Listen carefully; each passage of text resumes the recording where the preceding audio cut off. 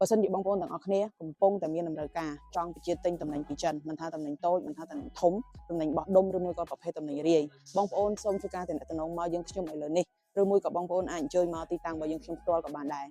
សូមគោរពជំរាបសួរបងប្អូនអតិថិជនទាំងអស់គ្នាលោកអ្នកដែលកំពុងតែត្រូវការជាមួយនឹងសេវាកម្មជួយបញ្ជាទិញតំណែងពីចិន